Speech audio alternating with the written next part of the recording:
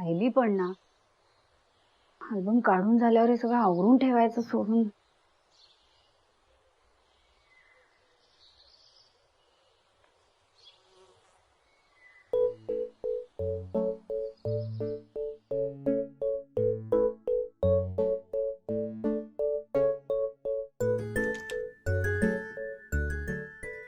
Bye. अरे वा, काय ग? हा आजीनं बालासाठी इलेला गरम अंगातला झबलाय ना.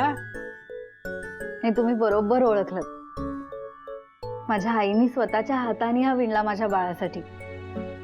मी जेव्हा तिला माझ्या बाळाबद्दल सांगितलं ना, ती इतकी खुश झाली. तिचं सगळं आजारपण विसरून स्वतः त्या दिवशी जाऊन तिने ही लोकर आणली. तिने इतके लाड केलेत ना माझे ह्या सगळ्यात.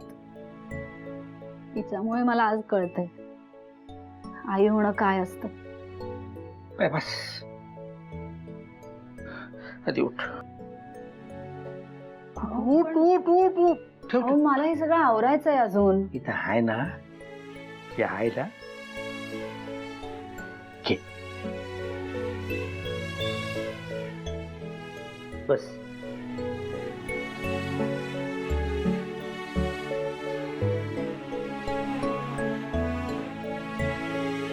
वा वा वा, काय छान आहे ग रंग.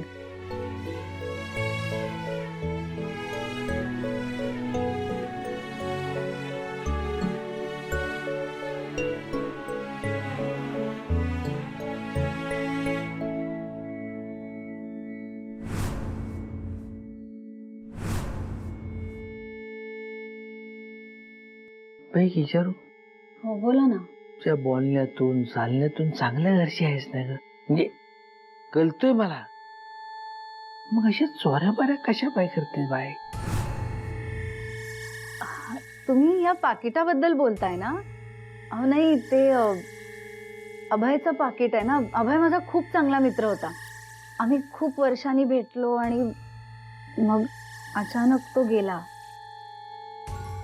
त्याची काहीतरी आठवण असावी सोबत म्हणून मी ते ठेवलंय.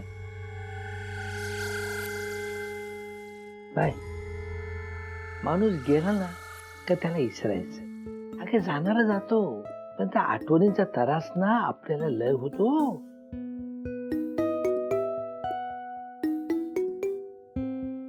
बाबूराव, तुम्हालाही एक मुलगी होती ना?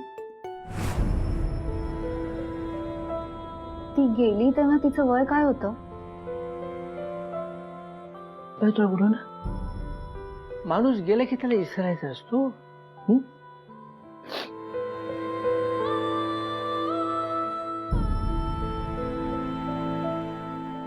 एक मिनिट थांबा ना. इथे जे काही घडतंय ते तुम्हाला माहिती आहे ना? म्हणजे या सगळ्या मागे कोण आहे हे माहिती आहे ना तुम्हाला? अरे तू आता विचारलास काय किंवा ह्याच्या पुढे जर विचारलं असतं काय तरी माझं उत्तर एकच आहे. हो, मला काय माहित नाही. आता हे तर जे काही घडतं ते काय आपल्या हातात आहे काय बाय? आपल्या हातात फक्त एवढाच आहे की आता ह्याच्यापासून सौताला वाचवायचा, काळजी घ्यायची. आणि तुझ्यासाठी बाबूराव हाय ना काळजी घ्यायला बाय.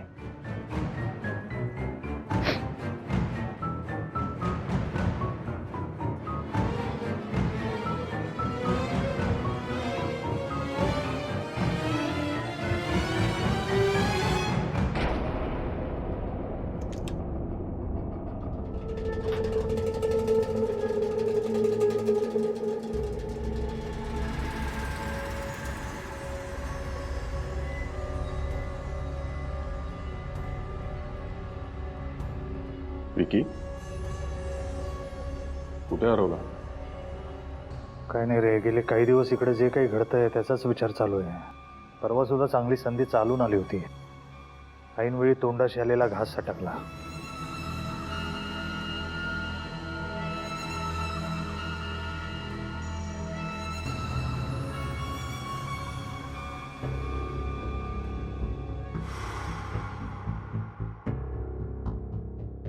मला वाटतं नको विचार करू आता या सगळ्याचा. त्याला पकडून पण वेगळं असं काय करणार होता आपण? म्हणजे काय बोलतोस तू? मी माझ्या बाबतीत जे काही आहे ते बोलतो. हे सगळं आपण का करतोय तर या सगळ्यातनं वाचण्यासाठी. वाचून काय करायचंय? बाहेर पडायचं. बाहेर पडून काय? तुमचं बरं आहे रे, तुमच्याकडे तुमच्या आयुष्यात तुमची वाट पाहणार कोणतरी आहे. माझ्या आयुष्यात कोणी नाहीये माझी वाट पाहणार. आणि इथे पण काही वेगळी अवस्था नाहीये माझी. म्हणायला आजूबाजूला आपली जुनी माणसं आहेत, पण त्यांच्या नजरेत पण माझ्याविषयीचा राग तिरस्कार आहेच ना रे. दिसतं मला स्पष्ट. तो काही लपत नाही रे माझ्या नजरेतनं. मला ना राहून राहून सारखं असं वाटतं की मी या सगळ्यात काय आहे इथे. तू ज्याला कोणाला शोधतोय ना, तो मला सापडला ना, तर मी त्याला विचारणार आहे की बाबा, मँडीला मारलं, अभ्याला मारलं, त्यापेक्षा मला का नाही मारलं, माझा का नाही जीव घेतलास तू. त्या मचाणावरनं पडल्यानंतर मला संधी मिळाली होती, पण तिथे पण वाचतो.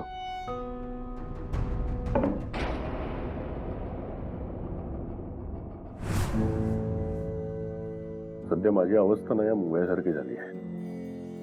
म्हणायला मी जिवंत आहे, पण किती नाकारलं तरी चारी बाजूने बंदिस्त आहे.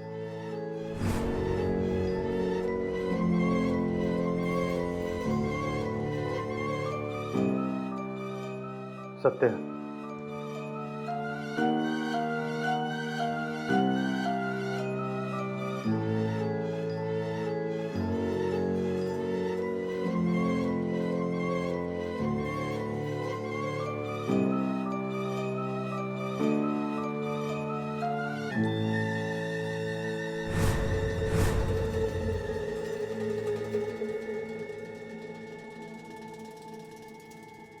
हा त्या पार्टीमध्ये होता म्हणजे नक्कीच ओळखीचा असणार. मी पण ह्याला ओळखत असणार.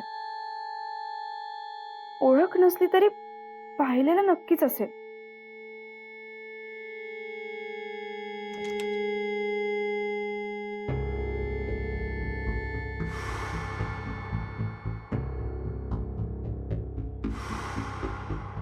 साई, हो, बोल ना. काय करतेस? काही नाही रे, हा व्हिडिओ एकदा परत नीट बघतीये. ह्याच्या बॉडी लँग्वेज वरनं हा कोण आहे ते ओळखता येतोय का ह्याचा अंदाज घेतेय रे. पर्यंत काही क्लू मिळत नाही ना, तोपर्यंत ह्याला पकडण्याची आयडिया नाही सुचणार. ऐक ना, हा, मला एक आयडिया सुचली आहे.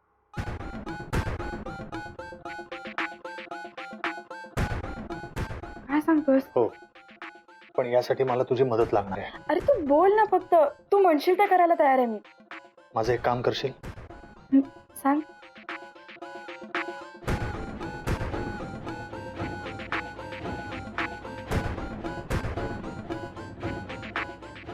विक्रांत, मला कळतंय तू काय म्हणतोयस ते, पण मला रिस्क वाटते याच्यात.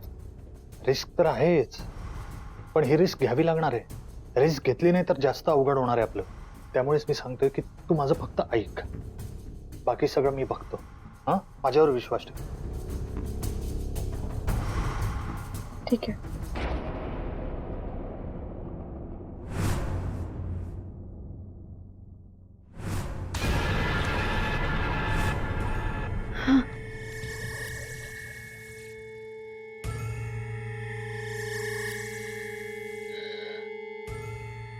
काही नाही, काही नाही. घाबरायचं नाही. हा, मम्मा आहे ना. काही नाही, भास झाला असेल. हा, कधी कधी खूप दमल्यावर ना असा भास होतो. मला नक्की भासच झाला असेल ना. का अभ्या?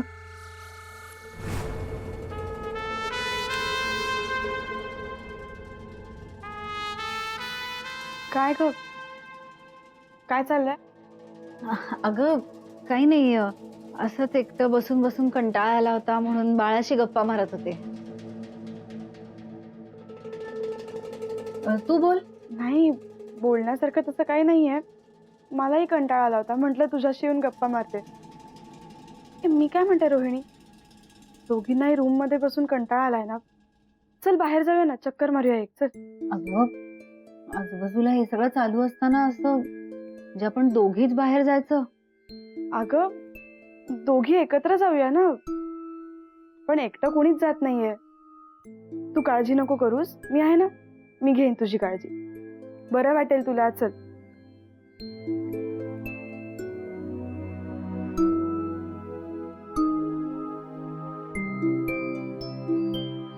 सावकाश. जरा बसूया आपण. थकली अशी ना, बस बस या झोपाळ्यावर बस. हो, मी तुला म्हणणारच होते, जरा थकल्यासारखं झालंय. सावकाश सावकाश.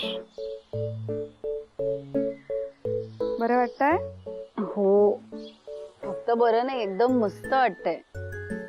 एवढ्या दिवसांनी आज रूमच्या बाहेर पडलोय, तर कधी एकदा या रिसॉर्टच्या बाहेर पडतोय असं झालंय. होणार, तेही लवकर होणार.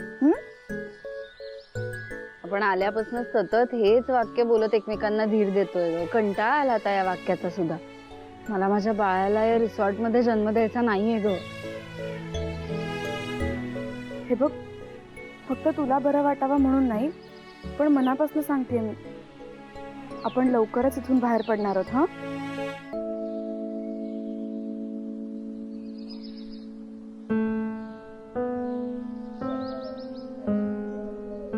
काय ग, काय झालं?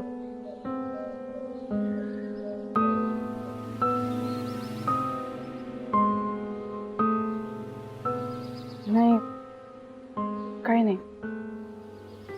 काही बोलायचंय का? बोलायचं म्हणजे थोडं विचारायचं होतं. अगं मग विचार ना, विचार काय करते एवढा?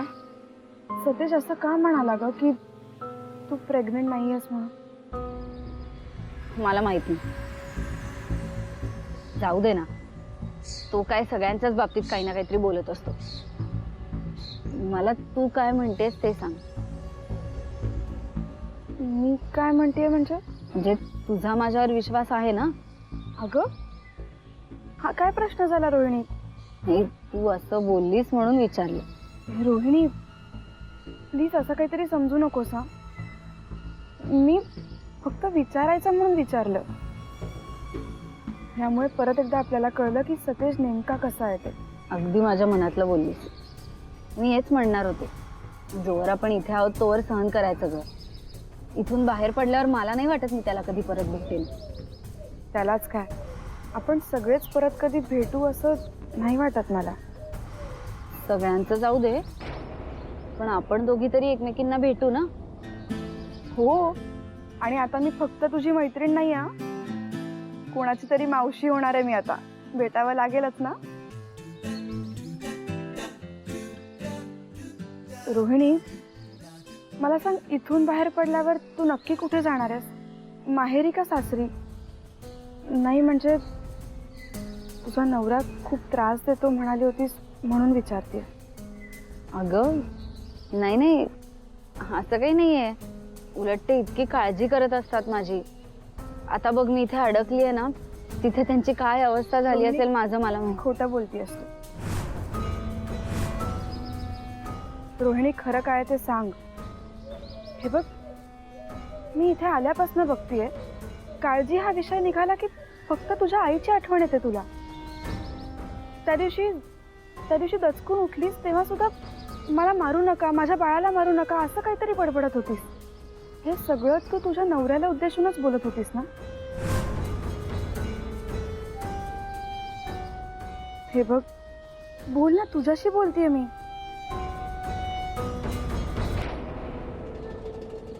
काय बोलू, त्याच्या वाईट वागण्याबद्दल किती सांगू. सतत संशय, सतत भांडणं, त्याच्या बरोबरीने मारहाण सुद्धा. कंटाळा आला होता ग त्या जगण्याचा. तो माणूस नाहीये, जनावर आहे, रानटी जनावर. त्याला अजिबात माझ्याबद्दल दयामाया नाहीये ग. तो संधीच शोधत असतो. मी कधी चुकतीये आणि तो कधी मला बोलतोय, कधी हात उचलतोय. कंटाळा लावता या सगळ्याचा. एवढ्या वर्षांनी तुम्हाला सगळ्यांना हे सांगून काय करणार होते?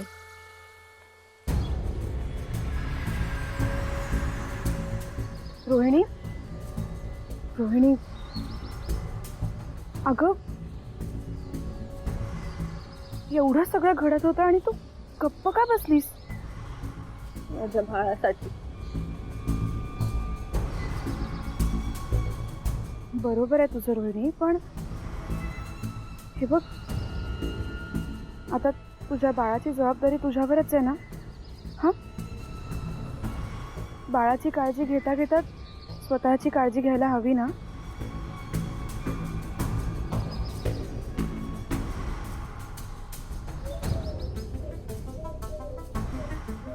चल आता निघूया इथून. हा, खूप उशीर झाला. चल ये, उठ, सावकाश.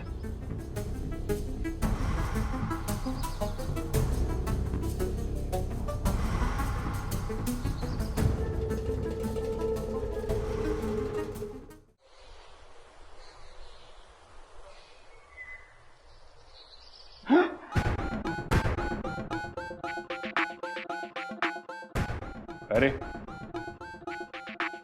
काय झालं? परत त्या माणसाचं घाणेरडं थोबाड डोळ्यासमोर आलं. मास्क बद्दल बोलतोय का तू? हो ना, डोळ्यासमोरून जायच ना कडे. हो, त्या मास्कच्या भीतीने आता झोप पण नाही लागणार. ये ठीक आहे, तुला काय घाबरायला वेगळं कारण लागतं का? हे खरंच मला खूप भीती वाटायला लागली आता. तुला भीती वाटायला लागली आता? अरे काहीतरी नवीन सांग ना गाड्या. कसं आहे ना, कुत्रा माणसाला चावणं हे काय नवीन नाही, त्यात काय बातमी नाही. पण केव्हा तरी माणूस कुत्र्याला चावला ही बातमी झाली.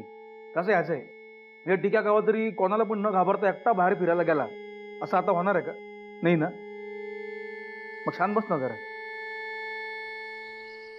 गरमागरम बाबूराव स्पेशल चाय आणि बिस्कुटा बांधले हो. बिस्कुटा घ्या, मी जरा पोटाला आराम पडत. हो घे. अरे वा विकीशेठ, तुमची पण चाय तयार आहे हो. थँक्यू.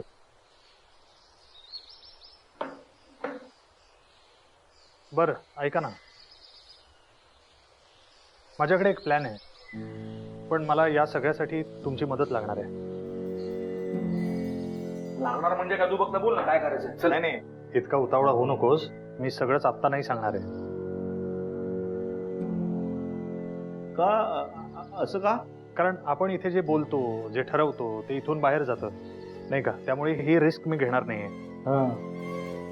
त्यामुळे आता मी जेव्हा ठरवीन तेव्हाच मी तुम्हाला सांगेन आणि त्यानंतरच तुम्ही त्या गोष्टी कराल.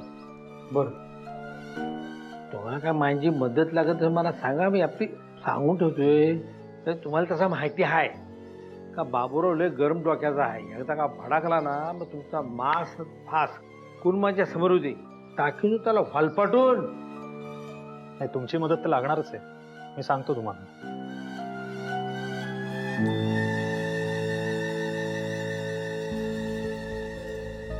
विक्रांत, मला थोडं बोलायचं आहे तुझ्याशी. काय झालं?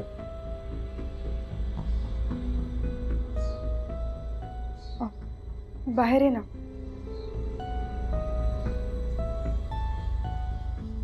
अरे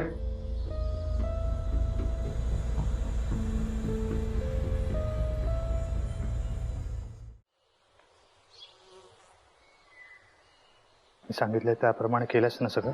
हो विक्रांत, तू सांगितलं होतं तिथे आणि तसाच फोन लपवलाय. पण काय? पण विक्रांत, या सगळ्याचा खरंच काही उपयोग होणार आहे का रे? तू आता त्या गोष्टीचा विचार नको करूस. हे बघ, माझा संशय जर खरा ठरला ना, तर सगळं आपल्याला हवंय तसंच घडणार आहे. फक्त आपल्याला थोडी काळजी घ्यावी लागणार आहे. आपल्याला सतत एकत्र राहावं लागणार आहे. तू रोहिणी आणि अनुजाशी बोलून बघ. हां, मी बाकीच्यांशी बोलतो. विक्रांत, तर मला भीती वाटते आता या सगळ्याची. कसली? खरंच नीट होईल ना? हे बघ, मी तुला म्हणलंय ना, काळजी करू नकोस. मी आहे ना. हां, मी आहे.